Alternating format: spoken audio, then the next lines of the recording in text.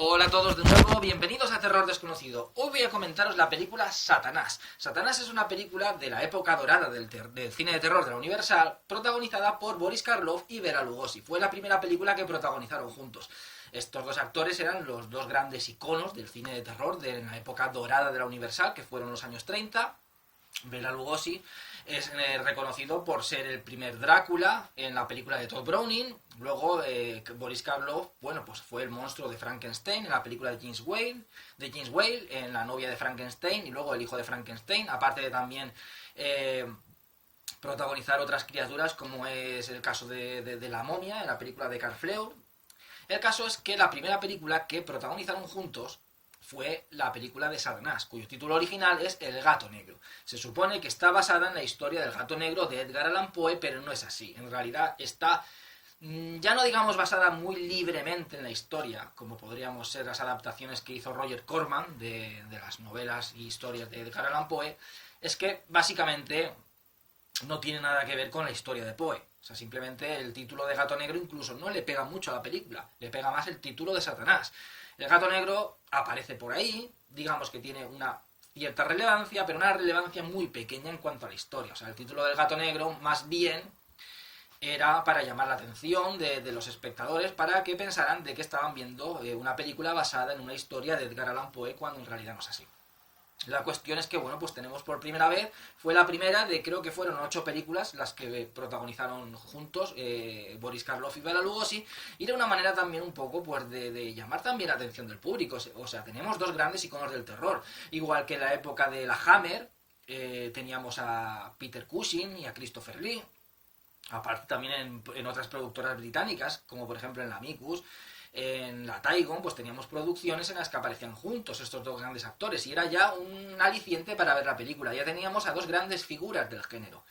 Pues aquí igual, las dos grandes figuras más importantes de la Universal, después ya llegaría Lon Chaney Jr., que también han participado en conjunción con películas, junto con Bela Lugosi, junto con Boris Karloff, a veces los tres juntos. Pero los principales iconos, las primeras grandes figuras, pues eran eso, Boris Karloff y Bela Lugosi. Y esta fue la primera película que protagonizaron juntos. No tiene la fama que tienen otras producciones de la Universal. O sea, no tiene la fama que tiene el Drácula de Todd Browning, que fue la primera película de terror sonora, la primera película de Drácula, contando con el personaje de Drácula. Si no contamos la película de Murnau de Nosferatu. ¿Qué más? Y la versión esta que se hizo mexicana, que se rodó a la vez que la de Todd Browning. Luego teníamos a Frankenstein de James Whale. O sea, fue una película que se nota mucho la diferencia en cuanto a nivel cinematográfico, el Frankenstein de James Whale con el Drácula de Todd Browning, ¿no? O sea, el Drácula, digamos, que sería la primera película de terror sonora, la película que, digamos, creó toda esa escenografía y toda esa iconografía del cine de terror, ya no del cine de terror, sino del terror en general. Cuando pensamos en mansiones, en todo lo que es referente al terror, te dicen, piensa en terror, ya sea en cuanto a cinematográficamente, a cuanto a novelas, en cuanto a cómics, en cuanto a decoración. Por ejemplo, en las épocas de Halloween uno piensa en cementerios cubiertos de niebla, en castillos, en mansiones, en murciélagos, en telarañas, en armaduras. Toda esa iconografía fue gracias al Drácula de Browning. Y luego llegó Frankenstein de James Whale, que cinematográficamente pues avanzó mucho en cuanto a movimientos de cámara que no veíamos en la película de Todd Browning, que era una cámara más estática, era una película con menos diálogos, venía directamente del cine mudo. Entonces ya veíamos una película con más diálogos, con más énfasis en los personajes, ya teníamos una historia con más profundidad, con mayor profundidad, unos movimientos de cámara y un estilo técnico y cinematográfico más de acorde a los tiempos modernos. Fue una película que se adelantó a los tiempos. En fin, entonces fueron películas que marcaron una época. Marcaron lo que es el cine de terror, crearon unas raíces, tanto el Drácula de Todd Browning por una dirección como el Frankenstein de James Whale por otra dirección, en cuanto a dirección de términos cinematográficos, de contenido, de un trabajo más profundo en cuanto a personajes, en cuanto a un mensaje, incluso una crítica social soterrada. Fue la primera película de terror que quizás tenía esa crítica social soterrada y que luego eso se profundizó más en las películas de la Hammer. Entonces, están esas películas que son más conocidas. La momia de Karl Freud, también que aparece Boris Karloff haciendo el papel de Imhotep. El hombre lobo de Josh Wagner, que fue yo creo que la última gran película que se hizo de terror de la Universal, ya en los años 40, cuando lo que es la Universal empezó a decaer. Ya no eran los productores Carl Leamne y Carl Leamne Jr., ya no eran los productores, ya cambió con otros productores, llevaron lo que son las películas de terror por otros derroteros, más tirando a la serie B. Entonces hubieron películas muy importantes, ¿no? Uno recuerda la época del cine de terror de la Universal, pues recuerda al Drácula, recuerda a Frankenstein, la novia de Frankenstein, recuerda a la momia, recuerda al hombre invisible, recuerda al hombre lobo. Pero sin embargo, esta película pues pasó más desapercibida, igual quizás como otras grandes películas de la Universal, como es La Legión de los Hombres sin Alma, o la película La Marca del Vampiro, que también tengo comentada en el canal. Pasaron más desapercibidas. Y esta película es una joya, una auténtica joya que está al nivel de todas las películas que no he mencionado antes. O sea, a nivel de dirección, esta película es una auténtica maravilla. Es una auténtica maravilla. Llega, incluso recuerda a las películas de Frankenstein e incluso a la novia de Frankenstein. O sea, tiene una belleza visual increíble esta película. Increíble. O sea, recordemos que cuando llegó ya la época del terror, estoy ya enrollándome mucho antes de comentar la película, pero yo creo que esto es importante, recordemos que cuando llegó la época del terror ya en color, pues entonces hacía cierto énfasis, sobre todo los italianos, empezó ahí Mario Bava y luego pues el resto de italianos con ese cine de terror gótico que comenzaron los ingleses con las películas de la Hammer, a introducir, gracias a que tenían el color, a introducir una paleta de colores, un colorismo para causar terror, para causar esas sensaciones. Eso lo veíamos en el cine de terror italiano, como digo, esto lo comenzó Mario Bava con ese cine de terror gótico italiano, lo tenían también los ingleses en su cine de terror gótico, lo tenía Terence Fisher, lo tenía Freddie Francis, lo tenía incluso Roger Corman en algunas de sus películas. Creaban ese colorismo, esa paleta de colores para crear unas sensaciones, para crear tensión, para crear terror, sobre todo la variedad italiana. Pero digamos que hacían un énfasis en el colorido. Claro, en las películas en blanco y negro no teníamos el color. Entonces utilizaban otra serie de recursos para causar terror, para causar impacto en el espectador, para causar una belleza visual que cuando entró el color se utilizaba de manera diferente.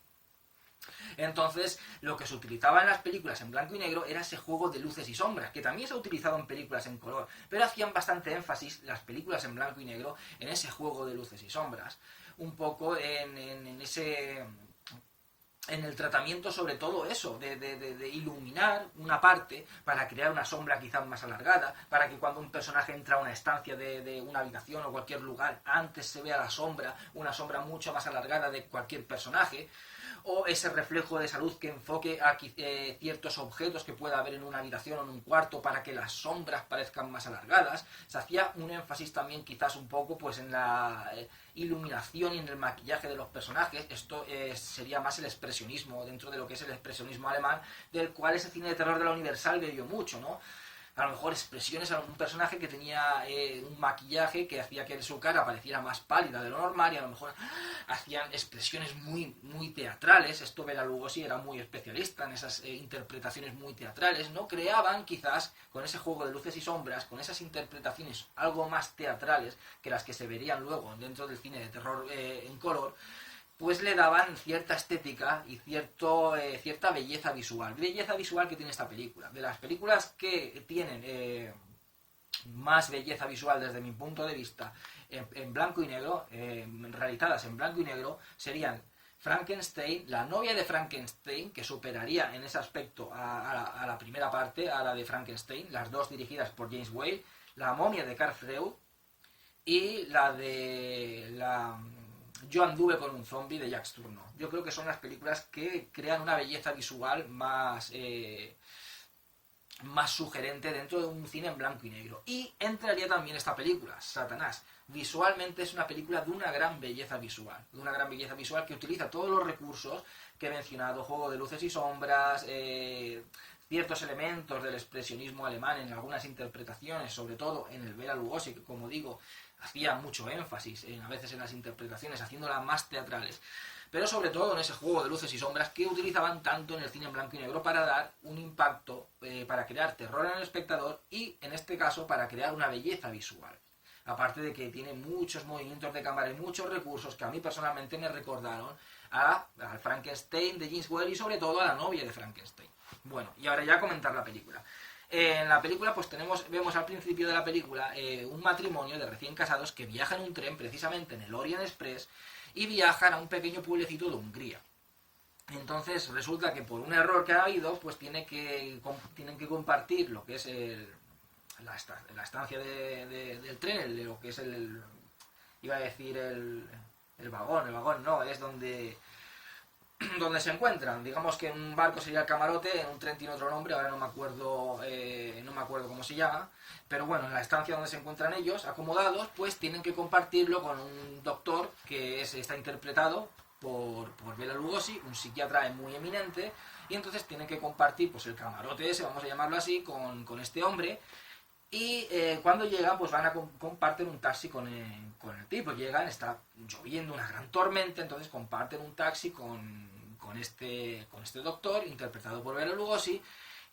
Él va a otra dirección, que está en un pueblo cercano al pueblo donde van ellos, por lo tanto dice, bueno, pues compartimos el taxi, yo me paro antes, porque creo que donde iba Bela Lugosi era antes del pueblo donde iban ellos, y luego ya pues siguen este matrimonio.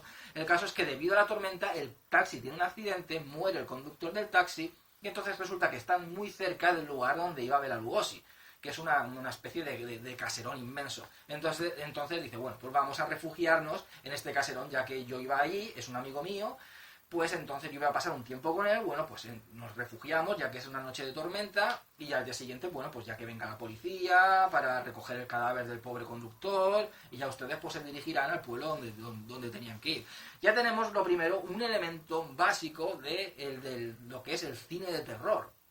Una de las esencias que yo siempre he nombrado del cine de terror, que es el tema de que un grupo de personas van conduciendo o lo que sea, el coche se para cerca del lugar donde se supone donde se encuentra el peligro, donde se encuentra la maldad, ¿no? En este caso es un accidente. ¿Cuántas veces en películas de terror anda? Se nos ha parado el coche. ¡Ay! Vamos andando, qué casualidad que cerca hay una gran mansión. Y dentro de la mansión o hay un asesino, o hay fantasmas, o lo que sea. O hemos tenido un accidente, como es el caso de esta película. O sea, es esencia pura del cine de terror. Esencia pura. Siempre el accidente, el choque, la avería del coche, todo sucede cerca del lugar donde se encuentra un peligro, del lugar donde se encuentra la maldad. Eso para mí es magia pura, es magia pura. Y esta película es de las primeras que utilizaban ese recurso tan utilizado y para mí tan mágico dentro del cine de terror. Me encanta. Se me ha parado el coche, ¡pum! Toma mansión, toma hospital psiquiátrico abandonado, toma caserón, toma castillo, ir allí, ¿no? Esto también se utilizaría en la película Drácula, el príncipe de las tinieblas de Terence Fisher. Bueno, llegan a ese gran caserón. Aquí es una película que también me parece que innova en muchos aspectos. Ahora iré comentando ciertos aspectos en los que innova esta película. Innova porque no tenemos ese caserón típico, esa mansión típica de las películas de terror, sobre todo del terror de la Universal, que era un terror gótico también, ¿no? El término de terror gótico se acuñó con las películas inglesas de la Hammer, las que hacía Terence Fisher o Freddie Francis. Sin embargo, ya estaba en las películas de terror de la Universal. Las películas de la Hammer simplemente, digamos, que modernizaron los conceptos, ya tenían el color, ya tenían unos conceptos un poco más actualizados. Pero eran películas que veíamos pues castillos, veíamos cementerios, veíamos una serie de elementos cinematográficos, elementos visuales y elementos de decoración, elementos de atrezzo, que precisamente, como he comentado antes, fue el Drácula de Todd Browning el primero en introducirlos. Entonces solíamos ver pues, mansiones pues, con armaduras llenas de telarañas, en fin, con una serie de decoraciones, cuadros inmensos. Aquí no, aquí vemos un lugar bastante moderno, bastante de un aspecto prácticamente casi futurista y muy aséptico, muy limpio todo. Es como no están pues, cargadas, eran mansiones más cargadas de armaduras, con telarañas, solían estar muy dejadas, ¿no? Sobre todo las de la Universal o el cine de terror gótico italiano.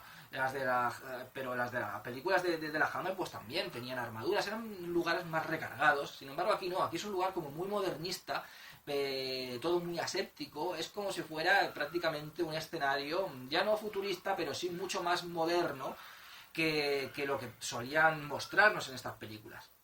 Entonces ya que veo que es se adelantó a su tiempo en ese aspecto, es bastante innovador en ese aspecto de decoración. Vemos una decoración que no es propia de esas películas de terror. Sí que es cierto que luego tiene unos subterráneos, como una especie de mazmorra subterránea, que ya recuerda más a esas películas de terror de la época, pero lo que es la mansión en sí no. Es una mansión de un aspecto pues mucho más actual de lo que nos venían mostrando en aquella época. Parece una mansión que sea pues de hoy día, ¿no? Se adelantó mucho a su tiempo. Eso también lo podemos ver en el House on Haunted Hill, en la película de William Castle. También. No era la típica mansión de estas llenas de armaduras y de cuadros antiguos, no. Era también un estilo así, un estilo más modernista. Pues nada, se quedan allí, se supone que el matrimonio pues va a pasar la noche, cada uno tiene una habitación diferente, la chica está medio inconsciente.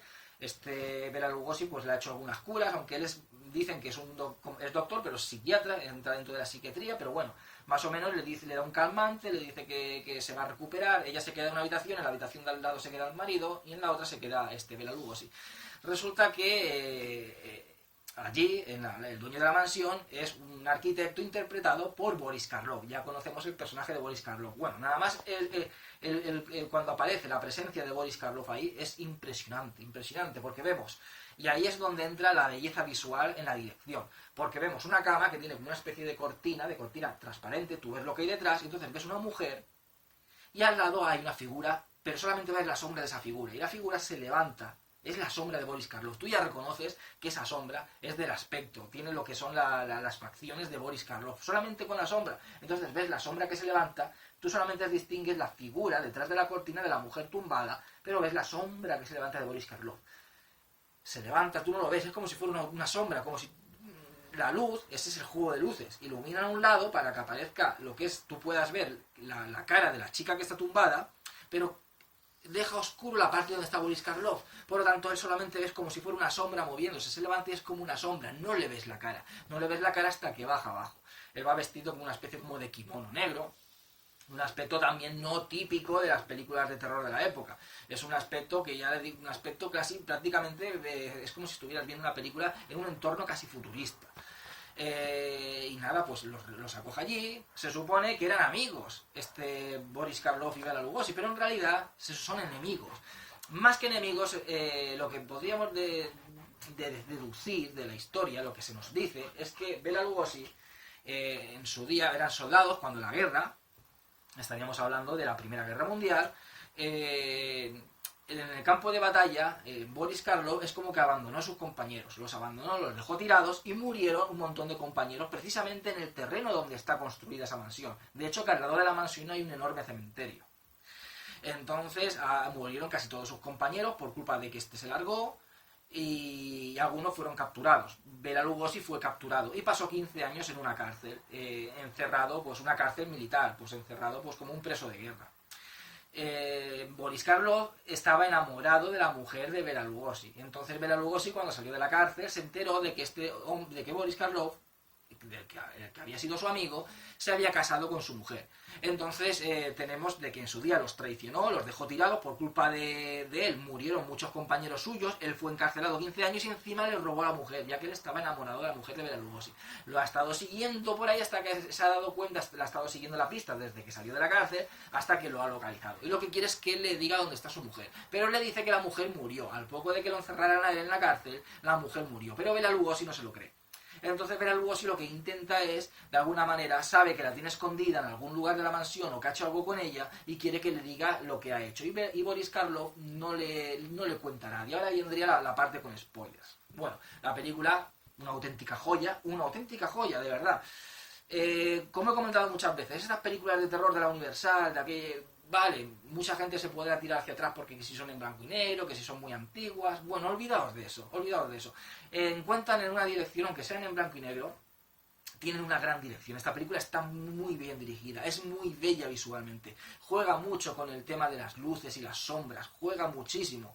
cada vez que aparece un personaje, la sombra, la regada del personaje, da un aspecto muy siniestro y muy perturbador a la película, a la vez que le da una gran belleza visual, esos movimientos de cámara. Hay una escena en la que el chico que se queda allí, el matrimonio, el chico tira como la chaqueta encima de una silla y luego se ve como esa imagen se superpone y se ve como él se está tapando, es como si tira la chaqueta y a la vez como que vuelve y se está tapando en la cama, ¿no?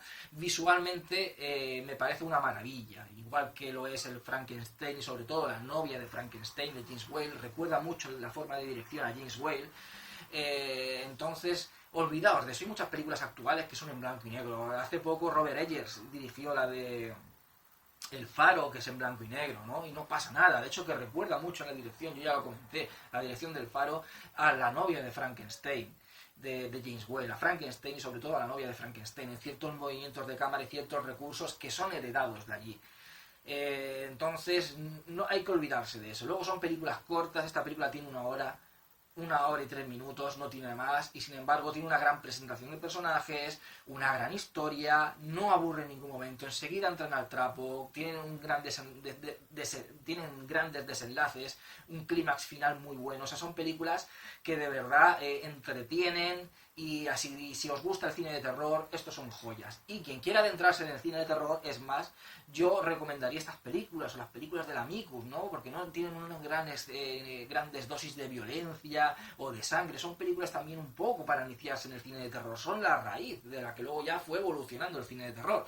Por lo tanto, yo la recomiendo y es una joya. Y si os gusta ya este tipo de cine y no la conocéis porque es una película más desconocida, si os gustó el Drácula de Todd Browning, Frankenstein de James Whale y la novia de Frankenstein también de James Whale, o la momia de Carl Freud, o el hombre lobo de Josh Warner, o Yo anduve con un zombie de Jacques Tourneur, os gustará Satanás. En fin, y la primera película también, que tiene estos dos grandes iconos, ¿no? Dos grandes interpretaciones, Boris Karloff haciendo esta vez de villano y Bela Lugosi haciendo pues del bueno, ¿no? Esa diferencia de la película del Cuervo que comenté en el canal, que también aparecen los dos. Entonces hacía Bela Lugosi de villano y Boris Karloff no era un personaje que tenía cierto grado de bondad.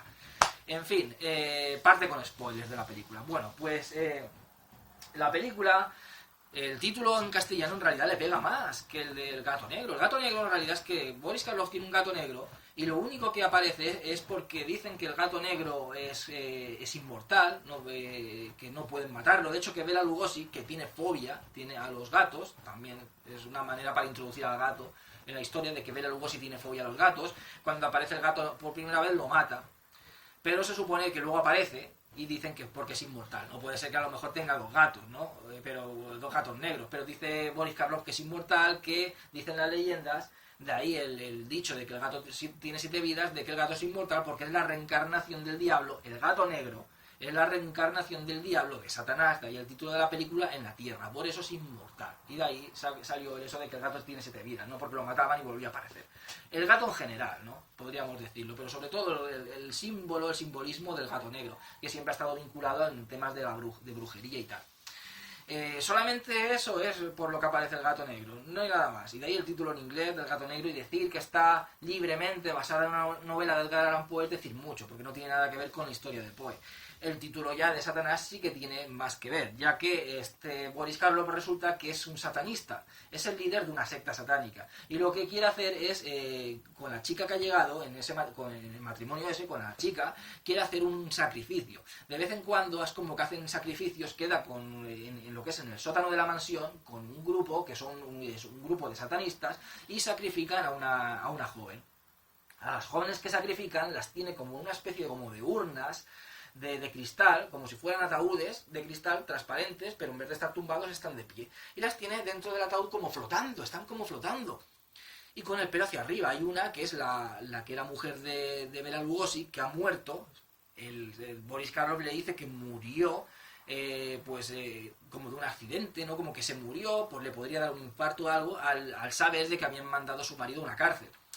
Y la tenía ahí muerta, pero luego sabemos de que en realidad sí que él la sacrificó. Él sacrifica a chicas jóvenes y luego las tiene muertas, y las tiene como flotando, porque están como flotando dentro de esas urnas de cristal que parecen como ataúdes de cristal. Recuerdan a esos ataúdes de cristal de la película Life Force, Fuerza Vital de Tom Hooper. que puede que lo sacara de esta película. Entonces es como que colecciona chicas muertas. La chica que sacrifica es como que las colecciona porque tiene varias. Y también tiene una gran belleza visual, ver como que están ahí flotando dentro de esas urnas de cristal, le da una gran belleza visual. Es más, cuando aparece la mujer de él así con el pelo hacia arriba, puede ser un recuerdo y puede ser incluso un homenaje a la novia de Frankenstein. Entonces, claro, pero Bela Lugosi tenía una hija. Cuando se ve que la mujer está muerta, dice, te voy a matar a ti. Pero claro, tenía una hija. ¿Dónde está mi hija? Sabe que Boris Karloff sabe dónde está su hija y él quiere localizarla. La hija se encuentra escondida en la mansión, en la habitación que hemos visto al principio. Esa chica que está durmiendo tumbada es la hija de Bela Lugosi. Es la hija de Bela Lugosi que la tiene ahí retenida Boris Karloff, pero que está enamorado de ella. A ella no la quiere sacrificar. Por lo tanto, como tiene que realizar un nuevo sacrificio, va a aprovechar el matrimonio que ha venido a la mujer para sacrificarla. Entonces en la parte de abajo vemos pues cómo atan a la mujer, como una especie de cruz, que no es que esté invertida, es como que está la cruz tumbada, está doblada. Y entonces pues hacen un rito satánico y entonces quiere pues matarla, pero bueno, pues ahí aparece el marido, lo que es el clima final, aparece Bela Lugosi por ahí, bueno, pues al final acaban el marido con la mujer, huyen de la mansión, la hija de Bela Lugosi muere, Bela Lugosi pelea con Boris Karloff también, un ayudante que lleva Bela Lugosi, no lo he comentado, él va con una especie de como de guardaespaldas, que le ayuda y al final es brutal el final me parece brutal porque, como digo, no se ve, pero se sugiere, estas películas sugerían, porque se supone de que atan la cruz con la ayuda de sus guardaespaldas. Cuando están peleando Bela Lugosi y Boris Karloff, llega el guardaespaldas de Bela Lugosi herido, porque le había herido el criado de Boris Karloff, le había disparado, el guardaespaldas le da tiempo a matar al criado de Boris Karloff y ayuda a Bela Lugosi a atar a Boris Karloff en la cruz esa. Y entonces se ve como en las sombras, como Bela Lugosi lo está despellejando, lo va a despellejar, pero no se ve cómo lo despelleja. Tú solamente ves la sombra, entonces ves sugerido. Como digo, gran belleza visual. Y una escena muy perturbadora, lo que es la sombra de Bela Lugosi cortando la carne y Boris Karloff chillando. Entonces es una escena que, como digo, sugerida, pero de una belleza visual a la vez perturbadora. Sale este matrimonio de la mansión resulta que está llena de explosivos, no sabemos por qué está llena de explosivos, eso sí que es verdad que no se explica, pero dice Bela Lugosi, está todo lleno de explosivos, y logra conectar esos explosivos porque él ya quiere morir, al ver muerta a su mujer, al enterarse de que la hija también se ha muerto, pues él dice, ya está, yo quiero morir ya, pues, entonces conforme lo voy matando, me quedo en la mansión, revienta la mansión con todos los satanistas que se encuentran ahí abajo en el subterráneo, pues ahí mueren todos y ahí termina la película. Una auténtica joya del cine de terror, es recomendada al 100%, como digo siempre, Bela Lugosi, Boris Karloff, dos grandes iconos, una dirección increíble, una película buenísima. En fin, espero que os haya gustado el vídeo, dentro de poco comentaré otra película, que seáis todos muy felices y hasta siempre.